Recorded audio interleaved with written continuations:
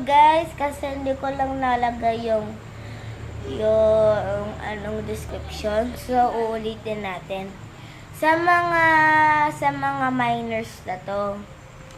Sa mga minol. Kaya tapos na tayo dito. Tsaka dito. Tapos, hindi, lahat to. Minors age na to. Kanina kasi, 7, 8, 9, 10 age to. So, minors age na. So, first, una muna natin yung UC.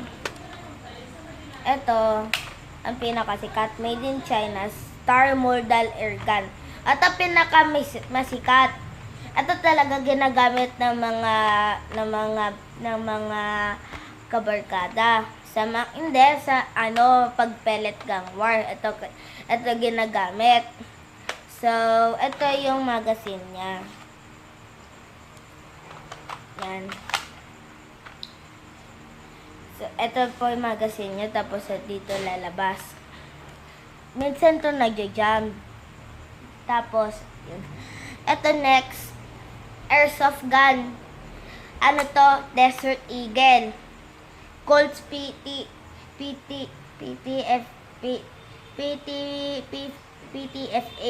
MFG Co. Hartford City, USA. Ano to? Dito talaga made in China. Amerika to. Ito baril niya. Lang, nagja-jump lang ha.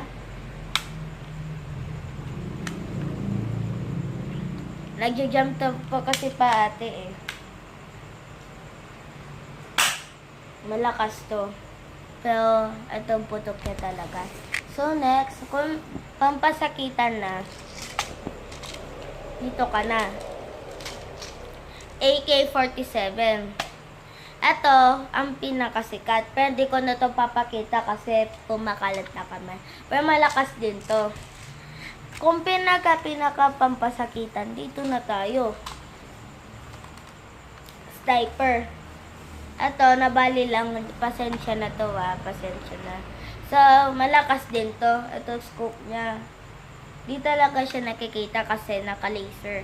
So, di ko na papakita pero malakas na to. Next, yung mga pantakip. Ito, neckerchief. Ito, ginagamit to pang scouting pag lab activity day. Tapos, tatakip nyo lang siya. Tapos yun, pambandido ka. Next, yung hat.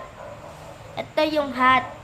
Ito yung pinaka-importante. Kasi, kung hindi ka matamaan ng mata mo, pwede nyo lang iusog. So, ito. Alam nyo na. So, ito dito nagtatapos yung pellet, yung gagamitin sa mga gaya ng pellet gun. So, ito muna gagawin nyo bago muna kayo like, share, subscribe, and hit the notification bell.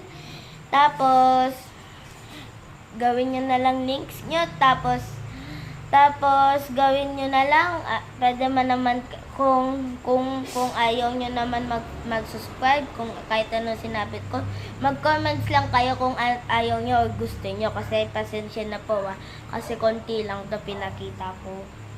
So, dito na tayo nagtatapos. Bye-bye!